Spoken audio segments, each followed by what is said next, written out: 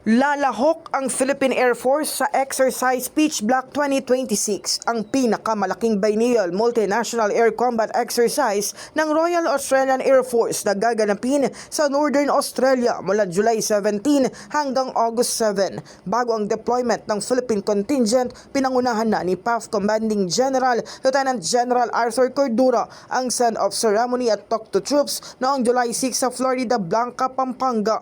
Idiniin ito ang kahalagahan ng profesionalismo, disiplina at kahandaan sa misyon habang kinakatawan ng PAF ang Pilipinas sa isa sa pinakamalaking air combat exercises sa Indo-Pacific. Ayon kay PAF spokesperson Colonel Maria Cristina Basco, mahigit 2 tauhan ng PAF ang makikiisa sa naturang pagsasanay, kasamang 2 elements ang FA-50 fighter aircraft at isang C-130. Hindi naman isinapubliko ng PAF ang eksaktong mga senaryo ng magiging pagsasanay, ngunit tiniyak ni Basco na kabilang dito ang counter-air operations bilang bahagi ng multinational air combat exercise. Lalahukan ng Pitch Black 2026 ng Air Forces mula sa 21 partner nations upang palakasin ang interoperability, operational readiness at defense cooperation.